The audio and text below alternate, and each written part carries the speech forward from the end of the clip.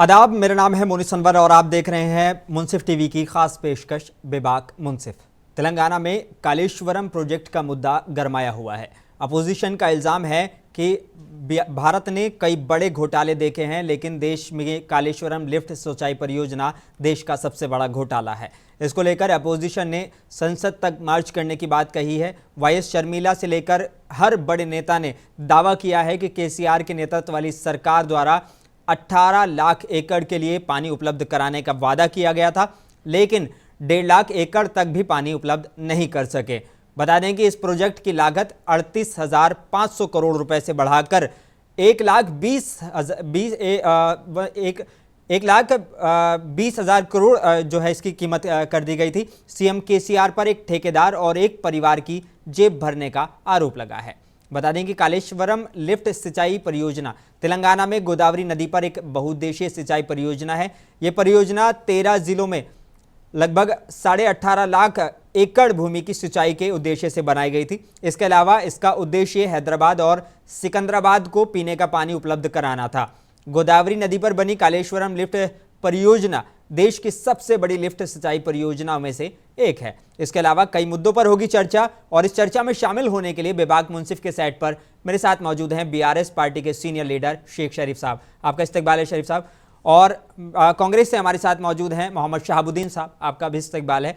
और बीएसपी के senior leader Abrar Hussain आज़ाद हमारे साथ मौजूद हैं, आपका भी इस्तकबाल है अबरार साहब। सबसे बड़ा सवाल मैं सबसे पहले शहाबुद्दीन साहब के पास जाना चाहूँगा। शहाबुद्दीन साहब, एक बड़ा आरोप आप लोग लगा रहे हैं सीधा सीधा सीएम केसीआर पर। क्या वाकई आपको लगता है कि देश का सबसे बड़ा घोटाला है? देखिए, घोटाला तो सबसे बड़ा है इस मुल्क का, ये हम ये मानते हैं। आरोप नहीं, ये सच्चाई है। क्योंकि केसीआर साहब ने ये कहा था कि ये दुनिया का सबसे बड़ा, देश का नहीं, ये दुनिया का सबसे बड़ा इरिगेशन प्रोजेक्ट है। ये आप तमाम लोगों को मालूम है, जिसमें तकरीबन लागत जो है मेरे हिसाब से 1.5 लाख करोड़ रुपए खर्चा की गई है जी। और इसे इंजीनियरिंग मार्वल का खिताब भी दे रहे हैं। और इसके ऊपर तरह तरह के बातें जो है केसीआर हुकूमत आए दिन कर रही है। ये बता रही है कि ये एक, जैसा कि इजिप्ट में पिरामिड है, ये हिंदुस्तान का पिरामिड बन सकता है। तो इसके बाद जो है आप देख सकते हैं कि वहाँ के काम क्या हुए। कुछ ही दिन पहले आप देख सकते हैं कि वहाँ पर कुछ पिलर जो है मुनद्दम हो गए, जो है गिर चुके हैं। और इससे क्वालिटी ऑफ कंस्ट्रक्शन के ऊपर भी हम सवाल उठा रहे हैं। इतना सब खर्चा आपने किया है तो हमारा ये सवाल तो बनता ही है। इतना अच्छा काम होने के बावजूद जो है वहाँ पर अगर घोटाला हो रहा है तो हम तो सवाल करेंगे। और हमारा ये सवाल ये है कि ये अगर 1.5 लाख करोड़ का प्रोजेक्ट है तो इसमें आपकी क्या काबिलियत है? आपने 90% आपने तो सिर्फ लोन ही लिया है इसके ऊपर। आपको मैं बताता चलूं कि इतना लोन ले चुके हैं। सबसे ज्यादा पब्लिक सेक्टर बैंक से जो है केसीआर साहब ने जो है कालेश्वरम प्रोजेक्ट के लिए लोन लिया है। और आपको मैं बताता चलूं कि आने वाले 12 साल में टीआरएस हुकूमत को पब्लिक का पैसा 13,000 करोड़ रुपए सालाना भरना पड़ेगा। और मैं आपको बताता चलूं कि 70,000 करोड़ सिर्फ इंटरेस्ट होगा इस पे। ये अवाम का पैसा है, ये हमारा पैसा है। इसमें किसी भी जो है ना, लेकिन इससे लोगों को फायदा भी तो पहुंचेगा ना। जिस तरीके से वो 18.5 लाख एकड़ जमीन अगर सिंचाई के लिए काम आती है तो फिर इसमें नुकसान क्या है? बात ये है कि जितना फायदा है उससे ज्यादा नुकसान है। हमारा सवाल यही है, आप कर रहे हैं, अच्छी चीज है। ये स्कीम को लाने वाली सबसे पहले कांग्रेस, इसका नाम था चेवेल्ला प्रणहिता प्रोजेक्ट। उसका नाम आपने तब्दील किया, उसके आपने जो है रेट हाई किए, आपने एस्टिमेट हाई किया, उससे थोड़ा वसी और अरीज करने की आपने कोशिश की। मगर ये ब्रेन चाइल्ड कांग्रेस की थी। जब हमारा क्या एग्जीक्यूशन था, कांग्रेस पार्टी के क्या काम करने वाली थी, कितना उसका रिजर्वायर रहने वाला था, उसके ऊपर क्या टेंडरिंग प्रोसेस था, वो तो सब मंजर आम है। मगर इन्होंने 50,000 करोड़ से 80,000 किया, 80,000 करोड़ से 1 लाख करोड़ किया। अब ये अनुमान लगाया जा रहा है मुकम्मल होने तक 1.5 लाख करोड़ लगेंगे। तो हमारा ये सवाल है, 1.5 लाख करोड़ में से तो 1 लाख करोड़ आपने बैंकों से लोन लिया है, वो भी 10% इंटरेस्ट रेट पर। इसे कौन देने वाले? इसे तो हम ही देने वाले हैं ना। उसके ऊपर आमदनी क्या है? आपकी आमदनी क्या होगी? आप कहां से देंगे? ये सवाल जो है अपोजिशन पार्टियां कांग्रेस समेत सभी लोग कर रहे हैं। और ये मैंने ये जो कांग्रेस पार्टी की तरफ से सवाल या निशान नहीं हुआ है, यूनियन मिनिस्ट्री भी इसके ऊपर सवाल कर रही है। आप इतना खर्चा कर रहे हैं मगर इसकी भरपाई कैसा होगी, उसके ऊपर ये कोई जवाब नहीं दे रहे। चलिए शेख शरीफ साहब, मैं आपकी तरफ आना चाहूँगा। एक बड़ा आरोप लगा है आप पे, और आज अगर हम बात करें तो जो सेंट्रल टीम जो थी वो भी आज इसको देखने के लिए आई थी और उन्होंने भी इसका मुआयना किया है। अगर इतना बड़ा आरोप लग रहा है, किस तरह से इसको आप जस्टिफाई करेंगे?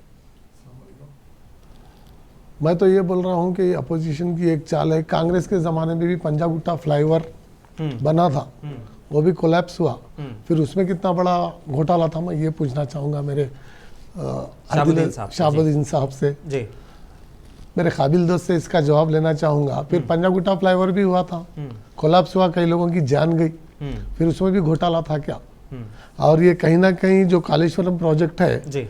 इस पे अपोजिशन की एक चाल है। इलेक्शन के टाइम पे ही खिसक ना बोले तो इसमें कोई ना कोई बीआरएस को बदनाम करने की साजिश है, इंक्वायरी चल रही वहाँ पर। इंक्वायरी में जो भी ले रही है, जवाब ले लेते हैं, फिर उनका जो भी जवाब आएगा फिर आपके पास आएगा जी। इंक्वायरी चल रही है, जो भी इसमें इंक्वायरी का रिजल्ट आएगा, फैसला जो भी आएगा, उसके बाद अवाम इसका फैसला करेंगे या फिर जो भी है कोर्ट में जाएगा, कोर्ट इसका फैसला करेंगी।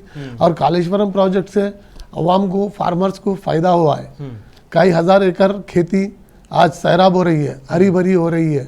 तो देखिए, गलतियां हर दौर में किसी ना किसी की गलती से होती रही। जब ये परियोजना बनाई गई थी शरीफ साहब, दावा किया गया था कि 18.5 लाख एकड़ जमीन को हम जो है सिंचाई के योग्य बनाएंगे और जो इससे पानी जो पहुंचेगा वो 18.5 लाख एकड़ जमीन को पहुंचेगा।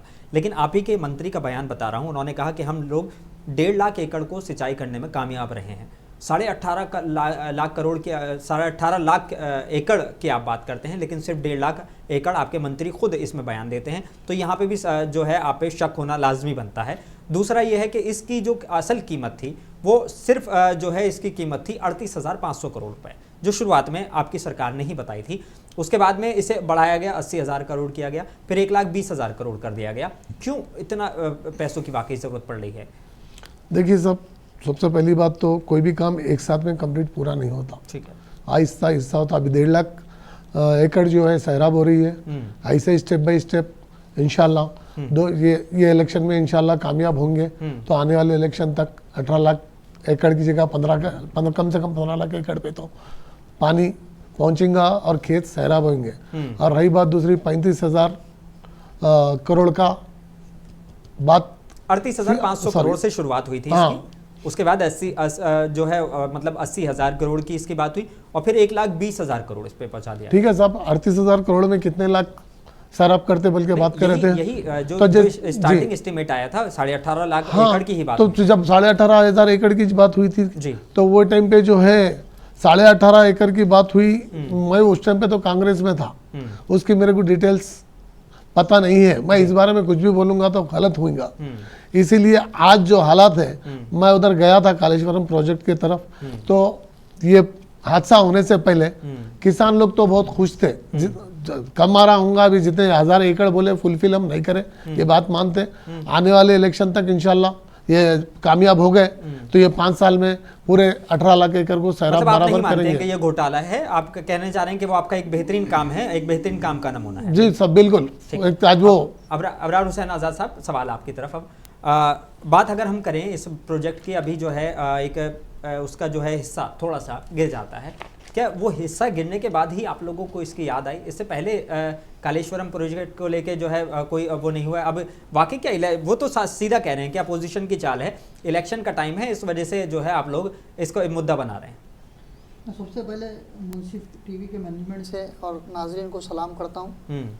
आज का जो मुद्दा है कालेश्वरम प्रोजेक्ट, ये एक बहुत ही सेंसिटिव टॉपिक है। हाँ। और यहाँ पे जो भी गुफ्तगू हो रही है वो गुफ्तगू का रेफरेंस आप जो है ना यूट्यूब से, गूगल से जो है ना आप रिसर्च करके चेक कर सकते हैं, क्योंकि ये कोई किस्सा कहानी वाली बात नहीं है। ये हॉट प्रोडक्ट है, इम्प्लीमेंटेड स्टोरी है जो ज़मीन पे हुआ। जैसा कि कांग्रेस की पार्टी के प्रवक्ता जनाब शाहबुद्दीन साहब ने कहा कि चवल्ला प्रणीता प्रोजेक्ट जो 38,500 करोड़ में जिसकी बुनियाद रखी गई थी, इसको तेलंगाना आने के बाद, क्योंकि केसीआर साहब ने जिन 3 वादों पे इस तेलंगाना की डिमांड की थी, उसमें पानी भी एक वादा था, जिसमें एम्प्लॉयमेंट एक वादा था। लेकिन उन्होंने सबसे पहले इसको बुनियाद बनाई, क्योंकि एम्प्लॉयमेंट अगर देंगे तो उनको कोई चीज़ हासिल नहीं होगी। अगरचे वो कोई बड़ा प्रोजेक्ट हाथ में लेंगे तो बड़ी रेवेन्यू उनको वहाँ से मिलेगी, जिसकी वजह से उन्होंने पहले जो उसकी एस्टीमेट कास्ट थी 38,500 करोड़ की एस्टीमेट कास्ट थी, उसको इंक्रीज करते हुए, महंगाई का रिफ्लेक्शन देते हुए और उसको इंक्रीज ऑफ एरिया का तस्करा करते हुए इसको 50 करोड़, फिर 80 करोड़, फिर 1.2 लाख करोड़ का इसने इसका आज कालेश्वरम का बजट है। बिल्कुल, ये कालेश्वरम का बजट है। एक बात बहुत ज़्यादा समझने की ज़रूरत है, ये वन टाइम इन्वेस्टमेंट नहीं है, ये इन्वेस्टमेंट स्ट्रक्चर के ऊपर में है। इसका मेंटेनेंस कास्ट सेपरेट है। इसका जो मेंटेनेंस कास्ट है वो आपको पर इलेक्ट्रिसिटी इसका कंजम्पशन है, और इसके लिए जो है ना, अगर मानसून के 24 घंटे अगर 2 महीने चलाया जाता है तो 849 करोड़ यूनिट्स इसमें कंजम्पशन होता है पर यूनिट। अगर 8 रुपए इसकी कास्ट लगा दी जाए तो नियर अबाउट ये 7,000 करोड़ रुपए पर एनम इसका मेंटेनेंस है, पावर कंजम्पशन है। क्योंकि ये जो प्रोजेक्ट है ये पंप के जरिए इस्तेमाल होने वाला, गोदावरी कैनाल से जो पानी नीचे की तरफ से उठा करके ऊपर की तरफ जो भेजने का जो प्रोसेस है, ये पंप से इसको उठाना है, लिफ्ट करना है। तो ये लिफ्ट करने के लिए जो पावर का कंजम्पशन है वो करीब 7,000 करोड़ का एस्टीमेट आपको पावर कंजम्पशन होगा। देखिए, अगर हुकूमत पावर कहीं ना कहीं से तो उसको परचेस करना पड़ेगा, क्योंकि पावर का जो मैन्युफैक्चरिंग है वो एक सेपरेट है, जेनको इसका यूनिट है। तो इस तरह पर एकड़ की जो कास्ट ऑफ द पावर आ रही है 46,666 रुपीज़, यानी कि 46,666 रुपये पर एकड़ हमको कास्ट आ रही है मेंटेनेंस की।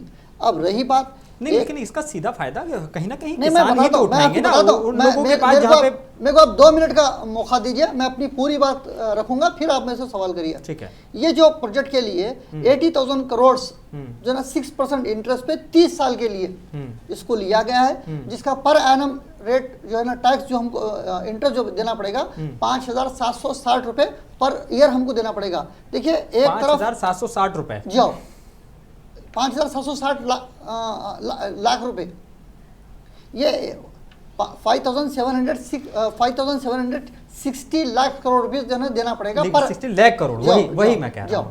हाँ, तो ये जो है ना इंटरेस्ट है, ये सिर्फ इंटरेस्ट है।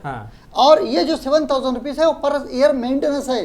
तो सीधे जो है ना आपके 12,000 करोड़ जो है ना आपको ये जो है ना एक्सपेंडिचर है। तो ये पूरा होने के बाद में अब हम आते हैं, अब मामला आपने इसमें जो आपने टैक्स वैल्यू बता रहे हैं वो थोड़ा सा मुझे लगता है 7,000 करोड़ प्लस 5,760 करोड़, ये जो जुमला 12,000 करोड़ रुपए आपको पर मंथ पर ईयर आपको ये देना है। तो ये जब देंगे तो आपका जो यूटिलाइजेशन है, ठीक है, इसका जो रिटर्न ऑफ इन्वेस्टमेंट है, इसका जो एस्टीमेट था वो 18.5 थाउजेंड एकर्स लैंड था, जिसमें से सिर्फ 18.5 लाख एकड़ लैंड था, जिसमें से सिर्फ 1.5 लाख एकड़ तक ही हम पानी पहुंचा पा रहे हैं। ये खुद गवर्नमेंट का स्टेटमेंट है। मैं भी इस बात को कह रहा था। तो सवाल ये पैदा होता है कि इन्वेस्टमेंट क्या किया जा रहा है, रिटर्न ऑफ इन्वेस्टमेंट क्या हो रहा है।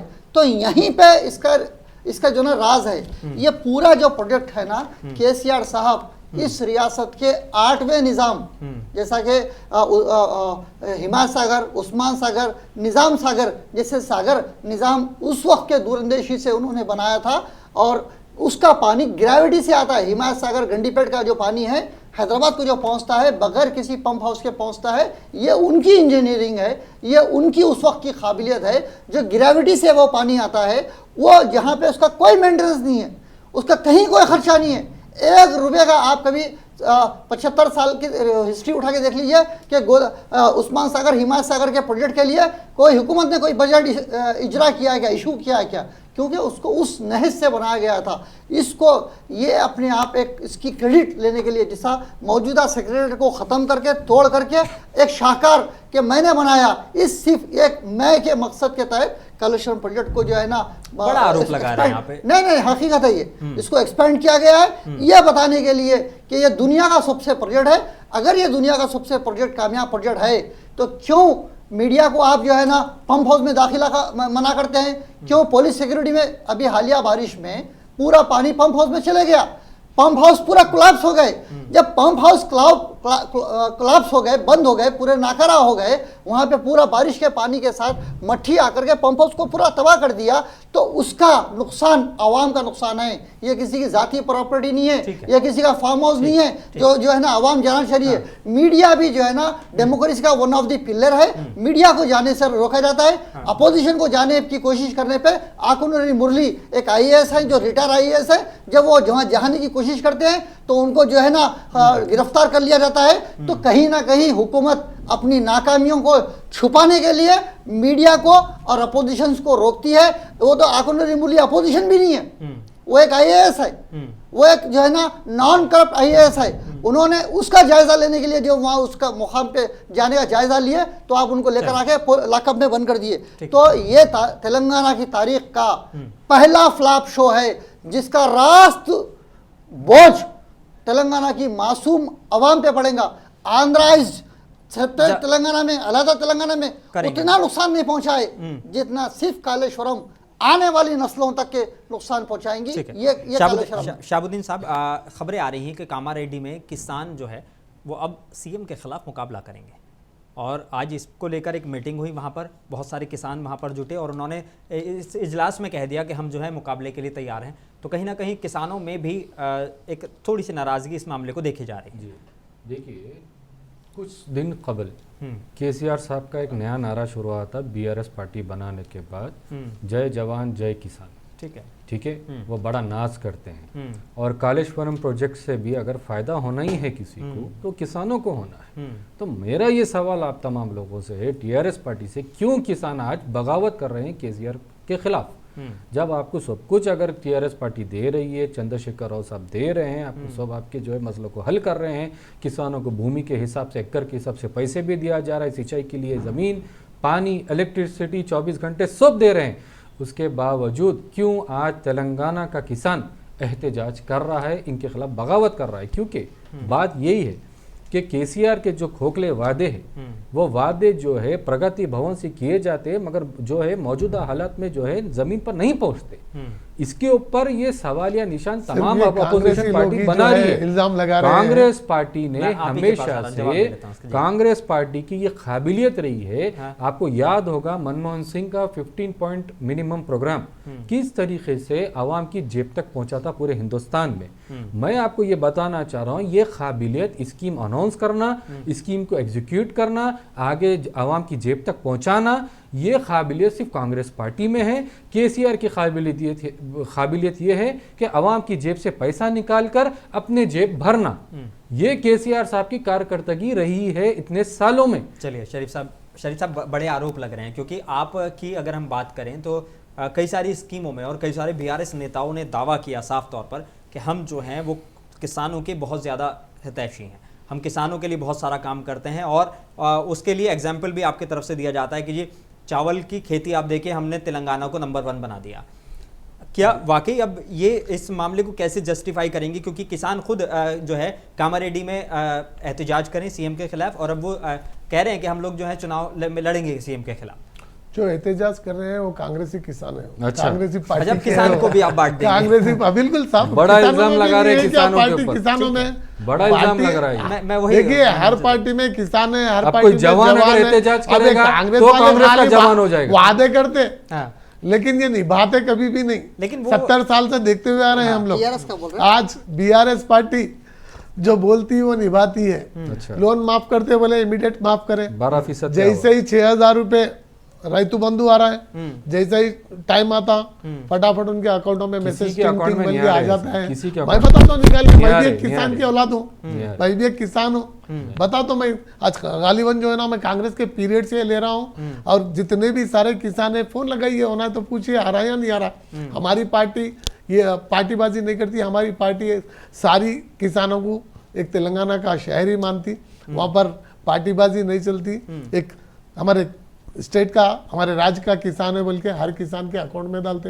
अब शादी बंधु कल्याण लक्ष्मी ले लो या फिर शादी मुबारक ले लो, तो उसमें भी कई सारे लोग फायदा उठा रहे। इसमें पार्टीबाजी कहीं चल रही क्या? कांग्रेस को बढ़ाने हो ना, किधर से भी सबसे बड़े घोटाले, बड़े से बड़े घोटाले अगर हुए तो कांग्रेस बीच में पीरियड जो में एजेंट जो फायदा उठा रहे हैं ना, वो तो कोई नहीं उठा सकता।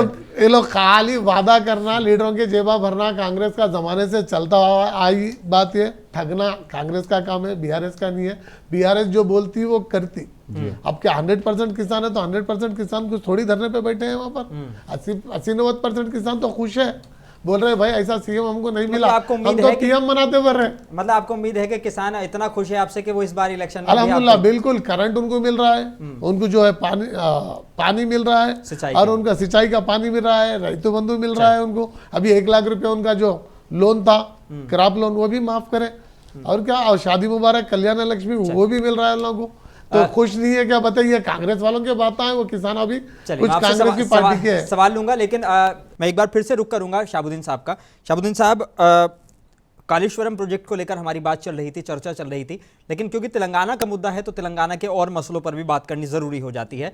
आपकी जो है अभी सीईसी की बैठक हो रही है, एक बार फिर से तेलंगाना में कुछ और सीटों का आप ऐलान कर सकते हैं, तो क्या वाकई इस बार, पहले तो ये बता दीजिए कि कब तक ऐलान होने की उम्मीद है, फिर उसके बाद मैं और दूसरे मामलों पर आऊंगा। अब ये हम क्या करें, जब बीआरएस से लीडर जो है निकल के कांग्रेस पार्टी में आके टिकट मांग रहे हैं, बीजेपी से निकल के आके मांग रहे हैं, अब वो लोग भी चाह रहे हैं कि हमें कहीं ना कहीं अकोमोडेट करें। उसके ऊपर फिर फ्लैट सर्वे हो रहा है, उसके ऊपर फिर बैठक हो रही है, जैसा आप जानते हैं। मगर अब तो वक्त करीब आ गया है, मुझे नहीं लगता कि कल ही जो है मेरे हिसाब से टिकट अनाउंस होने के पूरे इम्कान हैं, क्योंकि 25 दिसंबर को जो है मेरे हिसाब से दशहरे के बाद जो उन्होंने कहा था ये अनाउंस हो जाएंगे। और आप देख सकते हैं कि कसीर तादाद में लोग जो है ना एप्लीकेशन दिए थे, एक हल्के में सिर्फ 2 लोग 3 लोग नहीं है, हमें वो भी तो देखना चाहिए ना। एक 15, 20, 25 लोग जो है वहां पर अपना नाम दाखिल किए थे, बाज़ाब्ता वहां पर पैसे भी भरे थे, तो सबके साथ बराबर का इंसाफ होना चाहिए। सब में जायजा लिया जाएगा कौन बेहतर है, डायनेमिक्स क्या है, कास्ट क्या है, किसका कैटर कितना है, फिर टेलीफोन सर्वे भी हो रहा है। ऐसा नहीं कि बस उन्हें यूं दिया जा रहा है, हमें भी कॉल आ रहे हैं, बूथ लेवल वर्कर से बात हो रही है। उसके बाद वो जायजे लेने के बाद मेरे ख्याल से अब कुछ कम वक्त ही बच गया, अब ज्यादा जो है देर नहीं होगी। क्या जरूरत पड़ गई? कांग्रेस के पास लीडर्स की कमी है जो अभी तक दरवाजे खोलने की जरूरत पड़ रही है कांग्रेस? लीडर्स की कमी नहीं है, लीडर्स की तादाद ज्यादा है। बात को आप समझिए, बीआरएस से आपके पास आ रहे हैं, बीजेपी से आपके पास आ रहे हैं, वो भी तो सवाल उठना चाहिए। जैसा कोई सिटिंग एमएलए, कंटेस्टेड एमएलए जब आके टिकट पूछता है कांग्रेस पार्टी में, तो उसको जो है ऐसे एमएलए जो कांग्रेस से जीतते हैं फिर बीआरएस में चले जाते हैं और फिर बीआरएस से निकल के फिर उससे कांग्रेस में। देखिए अब ये एक ऐसा मतलब फिर कांग्रेस उनका इस्तेमाल करेगी। ऐसा खेल है कांग्रेस में, कोई भी पार्टी जमात, अगर आप भी कल के दिन पॉलिटिकल पार्टी खोलेंगे तो आपको दरवाजे खुले रखना पड़ेगा, मतलब बंद नहीं कर सकते। उम्मीद कर सकते हैं कि इस बार जो मुसलमानों की वाकई तादाद है वो तादाद के हिसाब से टिकट भी कुछ अनाउंस होने की उम्मीद है? नहीं, उम्मीद है और बड़ी उम्मीदें लगा के हम बैठे हैं। सर्वे भी हो रहा है और रीसर्वे भी हो रहा है, जो पिछली सीट में भी जो है हो सकता है कि कुछ चेंजेस आए, क्योंकि ये सर्वे चल रहा है जहाँ तक मुझे जानकारी है। इंशाअल्लाह ताला मेरे ख्याल से कल तक आपके सामने ये लिस्ट जारी हो जाएगी। ठीक है, अगर कल लिस्ट आती है तो फिर इस पर चर्चा हमारी होगी तेलंगाना में। अबराज साहब, कुछ सीटों का तो ऐलान आप भी कर चुके हैं, लेकिन आप दावा कर रहे हैं कि 119 सीटों पर आप पूरे के पूरे कैंडिडेट उतारेंगे, क्योंकि कैंडिडेट्स की कमी है जो अभी तक और लोगों का ऐलान नहीं किया जा रहा, या क्या मामला है? मैं आप पे जवाब देने से पहले ये जो गुफ्तगू हमारी आज की कालेश्वरम पे हो रही थी उसके सिलसिले से मैं कुछ बातें बताना चाहूँगा। जैसे शाहबुद्दीन साहब ने इस बात का तस्करा किया कालेश्वरम पे, तो साथ ही हमारे शेख शरीफ साहब जो टीआरएस के है वो जो है ना बीआरएस के पंजागुट्टे ब्रिज की बात की है। हाँ। तो क्या नाकामियां आपके पास हैं, हमारे पास है? क्या नाकामियां बांटने के लिए बैठे? क्या नाकामियां ही जो है ना हमारे अकाउंट में आएंगी? और रही बात यहाँ पे अभी जो मेडीगड्डा बैरियज का जो पिलर नंबर 19, 20, 21 ये तीनों जो है ना लीकेज हो रहे हैं, जिसके लिए सेंट्रल कमेटी भी यहाँ पे इंस्पेक्शन में आ रही है। इसको अपोजिशन से को जोड़ना, इसको सियासत से जोड़ना, इसको इलेक्शन से जोड़ना, तो क्या आपका कहना यह है कि इलेक्शन के बाद लीकेज होना चाहिए था? तो उस पर भी आपका कंट्रोल है? क्या आपकी नाकामी को छुपाने के लिए इसको भी एलिगेशन के साथ जोड़ना चाहिए? देखिए, अगर ये बारिश के बाद का, अभी हम बारिश के बाद के वाले महीने में हैं, अभी हमारे पास अच्छी बारिश हुई है, उसकी वजह से आपका जो नाखिस कंस्ट्रक्शन है, जो आपका जो है ना कंस्ट्रक्शन का जो डिफॉल्ट है वो सामने उभर के आ रहा है। उसी के लिए जो है ना सेंट्रल से टीम आ रही है। और इस पूरे मामले में रजत कुमार जो आईएएस हैं वो जो है ना स्पेशल चीफ सेक्रेटरी रहे। जब चीफ सेक्रेटरी का आपको ओहदा दिया गया, ये प्रोजेक्ट के लिए आपको क्यों चीफ सेक्रेटरी का ओहदा दिया गया? 2018 में आप जो है ना चीफ इलेक्शन ऑफिसर थे, आपने टीआरएस के लिए बहुत सारा राह हमवार की, जिसके एलिगेशंस आपके ऊपर हमेशा लगाए गए, और आपको एजाज़ के तौर पर जो है ना उस वक्त में बीआरएस या टीआरएस उस वक्त की और बीजेपी की अलायंस बहुत ट्यूनिंग अच्छी थी। फिर आपको जो है ना इसका स्पेशल सेक्रेटरी बनाया गया। फिर आपकी बच्ची की शादी में, रजत कुमार आईएएस की बच्ची की शादी में फलकनुमा पैलेस और शहर के बड़े बड़े होटलों में करोड़ों रुपए के रामेश्वर राव के ज़रिए और जो है ना कृष्णा मेघा रेड्डी के ज़रिए वहाँ के बिल्स जो है ना बेनामी कंपनियों से उसके बिल पेमेंट होते हैं। करोड़ों रुपए की शादी होती है हैदराबाद में, उस पर डॉक्टर आर.एस. परवीन कुमार साहब ने आवाज़ उठाई। क्या टीआरएस गवर्नमेंट, बीआरएस गवर्नमेंट में इस पर इंक्वायरी किया? जब एक आईपीएस ऑफिसर एलिगेशन लगा रहे हैं एक आईएएस ऑफिसर पर और आपसे सवाल कर रहे हैं कि भाई इस पर इंक्वायरी करो, तो क्या इंक्वायरी की आप? क्योंकि आप जानते हैं कि इनका अगर गिरबान पकड़ेंगे तो आपका जो ना गला पकड़े जाएगा, क्योंकि आप उसी के चैनल के जरिए ये पूरा करप्शन करें। आप बीआरएस पार्टी को ऑल इंडिया पार्टी बताते हैं और ये ऐलान करते हैं कि भाई 20,000 करोड़ का जो है खर्चा है पूरे मुल्क में इंतखाबात लड़ने का 2024 का, वो मैं बर्दाश्त करूँगा। आपके पास जब टीआरएस पार्टी 2001 में बनी थी तब आपके पास क्या था? मैं खुद इस 20 साल 18 साल टीआरएस पार्टी से वाबस्ता रहा, मेरे को मालूम है कैसे कैसा किस किस का एहसान लेकर के ये पार्टी आगे बढ़ी। जब 2014 से पहले टीआरएस पार्टी का, बीआरएस पार्टी का फाइनेंशियल स्टेटस क्या था, आज उसका फाइनेंशियल स्टेटस क्या है, वो कहाँ से आ रहा है? आपके पास कुछ डाटा है तो दीजिए ना। 100% डाटा है, 100% डाटा है। डाटा देख के बात करिए। आप जो है ना, आप केसीआर के अल्फाज सुनिए। आप जो है ना, आप आंख पे पट्टी बांध के मत देखिए, दुनिया देख रही है कि क्या कहां से कहां चले गए। नहीं, अगर आप वो उनका बात जायज है, मतलब मैं एक सही वाली देखिए, बात कह रहा हूं कि अगर आपके टीआरएस पार्टी का फाइनेंशियल आपकी खुद रिपोर्ट है, उन्होंने लास्ट जब उनका जब पार्टी का इलेक्शन हुआ उस वक्त में इसका ऐलान किया है। आप गूगल में मारिए, आपको मिल जाएगा। तो मैं क्या बोल रहा हूं कि ये तमाम जो आमदनी का जरिया बना, तो इसकी बुनियाद कालेश्वरम प्रोजेक्ट रहा, जहां से बड़े पैमाने पे करप्शन हुआ और उसी करप्ट करने वाले रजत कुमार आईएएस जो है उनके ऊपर जब सवाल उठाया गया उसके पर इंक्वायरी नहीं करे, तो ये जो पूरा जो कालेश्वरम प्रोजेक्ट है ये एक खानदान को जिसके minister, irrigation minister Harish Rao, KTR, KCR, Kavitha, ये तमाम लोग जो अपनी माशी तौर पे आज ये स्टेटस को आए। 1.5 लाख की घड़ी पहनते हैं कविता, ये बोल रहे कि भाई मैं इसको जो है ना कमाई जो है ना कार्ड्स घड़ी पहनते हैं। मैडम मायावती जी कार्ड्स घड़ी पहनते हैं, फिर इसका मतलब बोलने का मतलब ये पूरा करप्शन का जो दायरा रहा टीआरएस पार्टी का, यही इसका कारनामा है 9 साल सीटों को लेकर भी जवाब दे दीजिए। बाकी अब जैसा आपने सवाल किया कि बहुजन समाज पार्टी इस बात पे कांशीराम साहब के इस नारे पे चलती है कि जिसकी जितनी संख्या भारी उसकी उतनी भागीदारी, और हम तमाम कौमों की तरह मुसलमानों को भी मुनासिब सीटें देने के लिए हम तैयार हैं। और हमारे पास क्योंकि मुस्लिम कायदीन की कमी है, साहब आप मुस्लिम कायदीन की कमी है, लेकिन हम अभी भी बीजेपी के साथ थे, अभी भी जो है ना 12 से 15 सीट देने के लिए ख्वाहिशमंद है। अगर हमारे पास मुनासिब नुमाइंदे हमसे रुजू होते तो मैं आपके चैनल के जरिए ये ऐलान करता हूं कि हम मुसलमानों को बराबर सीट देने के लिए हम तैयार हैं। तो बाकी सीटों का ऐलान कब, कितनी जल्दी उम्मीद कर सकते हैं? अभी 1-2 दिन में इंशाल्लाह हो जाएगा। दशहरे के बाद ही हम इसको करने के लिए रुके थे, क्योंकि तमाम लोग दशहरे में मसरूफ़ है, ये क्योंकि एक बड़ा त्यौहार है और त्यौहार की वजह से तमाम लोग त्यौहार की मसरूफियात में उलझे हुए हैं। तो अब ये त्यौहार ख़त्म होने को आ गया है। ऐसा तो नहीं है, क्योंकि बीआरएस ने अपने 115 लगभग उम्मीदवारों का ऐलान कर चुके, 4 उम्मीदवार उनके रह रहे हैं, वो हो जाएंगे। लेकिन 1-2 अभी उनके पार्टी से गए, तो शायद उनका भी अब मुतबादिल। मेरे भाई अबरार साहब से एक सवाल है, आपके खुद पार्टी का एमपी पार्लियामेंट में जो है दानिश साहब थे, तो आपकी मायावती मैडम उनका सपोर्ट नहीं करी, तो क्या मुसलमानों की सीट तेलंगाना में दिला के जीतेंगे? अगर मायावती मैडम जी जो है बीजेपी से अलायंस करें, कन्वर दानिश के जब आपका मौक़िफ़ क्या रहेगा कन्वर दानिश के साथ में जो बदकलामी करे हैं बीजेपी के एमपी, उसके फौरी बाद मायावती जी ने इस तरह के लहजे पर सवाल उठाया है उन्होंने ट्वीट किया है क्या किया और है? उन्होंने उस पर तनकीद की है। घर पे मगर राहुल गांधी गए मिलने।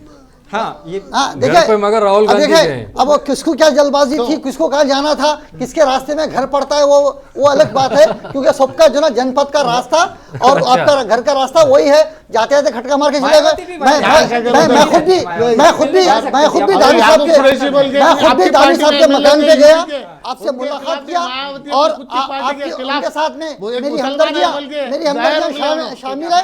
और मैं खुद दानिश साहब के मकान पे जाकर आ रहा हूँ। पिछले हफ्ते मैं दिल्ली में जाकर उनसे मुलाकात करके आ रहा हूँ। आपसे सवाल ले लेते हैं शरीफ साहब, आपने जो इल्ज़ाम लगाने थे उन पे वो लगाए, लेकिन अब सवाल ये इल्ज़ाम आप पे भी तो लगना चाहिए ना कि बीआरएस ने 115 सीटों का ऐलान कर दिया। आप बताते हैं हम सेक्युलर पार्टी हैं, लेकिन सेक्युलर पार्टी सिर्फ 3 लोगों को जो है सिर्फ टिकट देती है, और वो भी 3 ऐसी जगह पर, ज़्यादातर ऐसी जगह पर जहाँ पर जो है आपकी फ्रेंडली फाइट है AIMIM से। तो क्या ये ना माना जाए कि ये जो है नहीं देने के बराबर ही है? ठीक है साहब, बिल्कुल कहीं ना कहीं यहाँ पर मुसलमान इस चीज़ का सवाल उठा रहे हैं, हमसे भी पूछ रहे हैं कि भाई मुस्लिम कायद नहीं है क्या आखिरकार। हाँ। कहीं ना कहीं हमारे मुस्लिम जो वोटर्स है, हमारे मुस्लिम जो क़ियादत चल रही, उन लोगों की भी इसमें गलती है, मैं मानता हूँ। इसकी वजह क्या है, आवाज़ उठाने वाला लीडर कोई नहीं रहा है हमारे BRS पार्टी में। मुस्लिम कायद आज के बड़ी दिन बात बोल रहे हैं आप अपनी ही पार्टी को। नहीं, मैं मैं सच बोल रहा हूँ, सच बोल रहे हैं। मैं आपकी तारीफ करता हूँ, मैं आपकी बात की तारीफ करता हूँ। KCR साहब हिंदू और मुस्लिम नहीं, मैं तारीफ कर रहा हूँ। हाँ, नहीं, ठीक है। मेरे जिस्म के हिस्से हो बोलते सकता है हो कि ना। इलेक्शन के बाद तारीफ मैं करने की भी जरूरत और रही नहीं। बात मैं बात की तारीफ कर रहा हूँ। कांग्रेस 70 साल से कितने मुसलमानों मैं को उनकी ये तरफ से पूछना एक चाह रहा बात हूँ। कहना चाह रहा हूँ। TRS पार्टी ने 3 मुसलमानों को नहीं दिया, तकरीबन 10 मुसलमानों को दिया। 7 MIM के मिला लीजिए, मैं बोल 3 रहा हूँ। इनके मिला लीजिए। साहब ठीक है, साथ MIM पहले आपके साथ नहीं थी क्या? मैडम इंदिरा गांधी जी दारुसलाम क्यों गए थे? आपकी तो पार्टी के सुप्रीमो थे उन्होंने। वजह यही है कि हमारे को उनके बगैर नहीं चलता, बल्कि उन्होंने वहां तक गए थे। हम तो खुद बोल रहे फ्रेंडली पार्टी हमारी MIM है, हम बोल के चल रहे, आपके जैसा छुपा के तो नहीं चल रहे ना। और आप लोग 70 साल से हमारे छुपा के भी चल रहे, बीजेपी के साथ छुपा के चल रहे, बीजेपी के साथ छुपा के चल रहे और फ्रेंडली पार्टी को दिखा के चल रहे। हम तो बीजेपी को ओपन बोलते हैं, आपके जैसा लेके चलने वाले नहीं है। मैडम के सर का मायावती मैडम इस तरीके से लेके चलते हैं, उनकी हाँ में हाँ मिलाते हैं। हम तो उस तरीके के नहीं है, हम जो भी बोलते हैं डंके की तेलंगाना में मायावती मैडम नहीं है, तेलंगाना में अमल कुमार है। यहाँ पे कभी जो है ना मायावती मैडम जो है ना कभी रोल नहीं किया। कितने MLA को मुसलमान बने, हालांकि मुस्लिम MLA जहां जहां थे वहां पर वोट काटी, मुसलमान के डिवाइड करी करके जो है मुस्लिम क़यादत को कांग्रेस खत्म करी। फिर भी कहीं ना कहीं आंध्र प्रदेश जब तक था, कभी कोई होम मिनिस्टर या फिर डिप्टी CM कोई मुस्लिम नहीं बना था। ये होम मिनिस्टर डिप्टी CM तो मजाक है, मुसलमानों के वास्ते। मुसलमान है, पूरी होने देते हैं, मैं आपसे सवाल जरूर लूंगा इस पे। होम मिनिस्टर एक मुसलमान है, डिप्टी CM एक मुसलमान है। कहीं तो इसका हमारे को फखर है, KCR साहब पे हमारे, हम बहुत फखर करते हैं इस पे। मुसलमान को लेके चले, बराबर मुसलमान की एक आंख मान के चलते हो ना। डेप्यूटी CM तो साहब के अलावा या होम मिनिस्टर जो अभी महमूद अली साहब हैं, उनके अलावा आपके पास अभी आप खुद मान रहे हैं कि सर क़यादत नहीं है? तालीम में देख लो ना, आज जो माइनॉरिटी स्कूल्स गिरे, किसका फायदा हो रहा है? Doctor R S Praveen Kumar की कोशिशों का नतीजा है। बोलिए, गुरुकुल चल रहा है, आज हिंदुओं का इसमें तालीम में फायदा हो रहा है या नहीं हो रहा? शादी मुबारक है, कल्याण लक्ष्मी है, क्या ये फायदा नहीं हो रहा क्या हिंदू मुस्लिम का? बताइए। और हेल्थ बस्ती दवाखाने खोले तो इसमें तकरीबन जितने भी मुस्लिम गरीब इलाके हैं वहां पर ज्यादा डाले। अभी कम्युनिटी हॉल्स बना रहे, शादी खाने, तो इसमें भी जो है ना हिंदू मुस्लिम का फायदा हो रहा ना।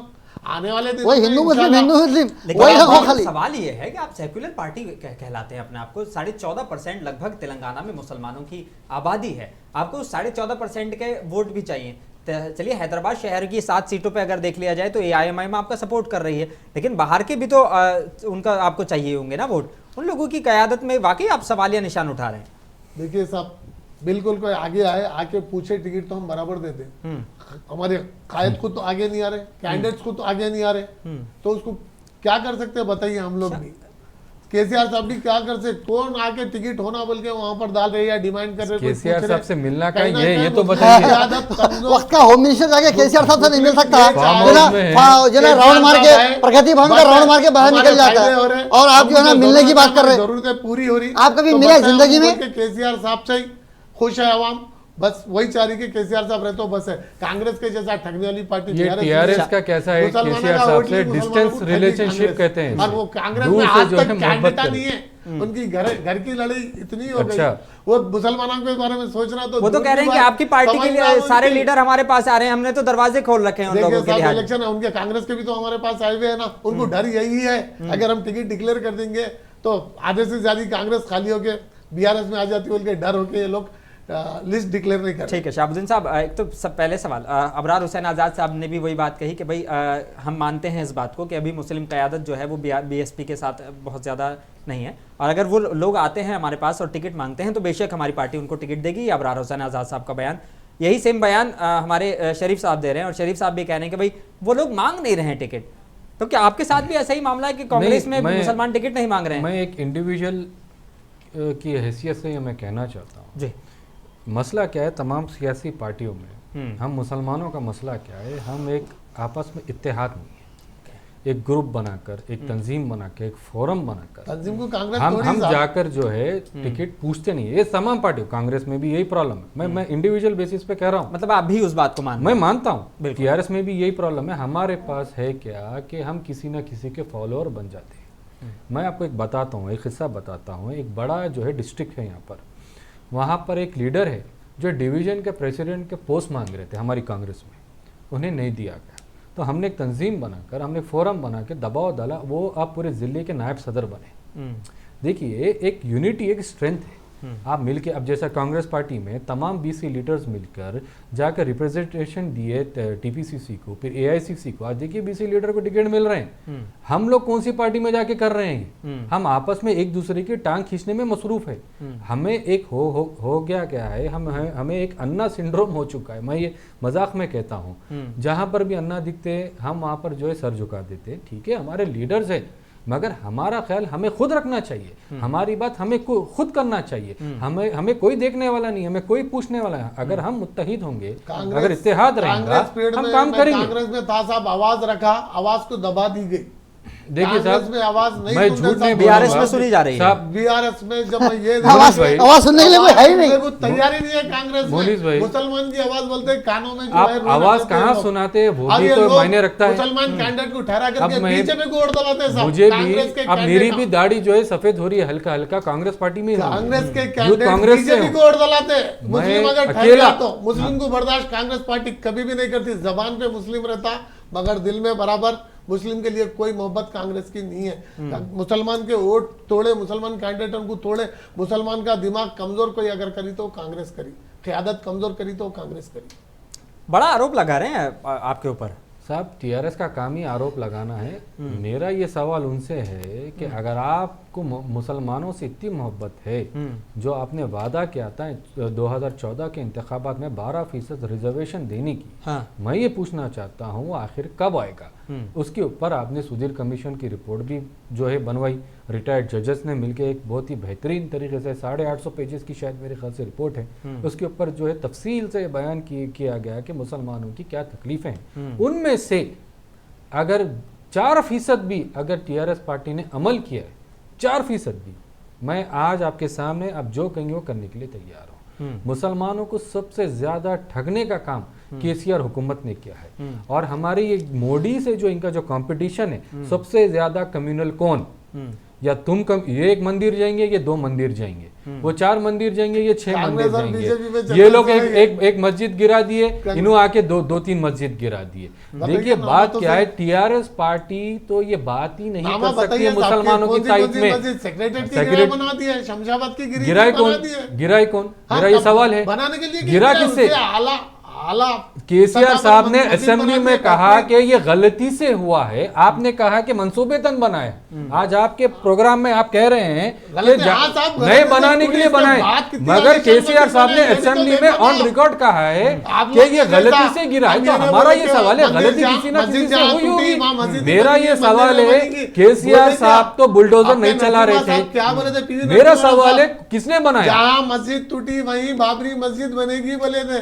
फिर बाद में क्या हुआ, आज तक उसका नाम तक नहीं है। उल्टा जो है ना, नुकसान मुसलमानों को जानी माली सब नुकसान हुआ मस्जिद टूटने के बाद। देखिए कांग्रेस के बाबरी मस्जिद के मुतालिक सुप्रीम कोर्ट का जजमेंट है, मैं उसके ऊपर कोई बात नहीं करना चाह रहा हूं। उसके ऊपर जो तवील है, एक अलग डिबेट लगाइए, साहब को बुलाइए, मैं भी बैठूंगा, मैं भी बताऊंगा क्या है मसला बाबरी मस्जिद। अबरार साहब, बड़ा आरोप आप भी लगा रहे थे अभी बैठे हुए, आप कह रहे हैं कि कांग्रेस की तो छोड़िए बीआरएस में भी नहीं सुनी जा रही है। आपने भी लंबा अरसा जो है बीआरएस को दिया है, आप बीएसपी में हैं, तो क्या इस वजह से आप आवाज़ बुलंद कर रहे हैं या पहले से आपको महसूस होता था कि नहीं यहाँ पे आवाज़ नहीं सुनी जा रही? नहीं, सबसे पहले हमारे शेख शरीफ साहब जो बीआरएस के प्रवक्ता हैं और वो बड़ी ही तायद में गुफ्तगू कर रहे हैं, तो खैर उनको वो बता रहे हैं बार बार को कि मैं कांग्रेस से आया हूँ, और इस बात से उनके अल्फाज से मालूम हो रहा है कि वो लाइल्म है टीआरएस पार्टी से, शायद अभी नए नए जो है ना कदम रखे हैं।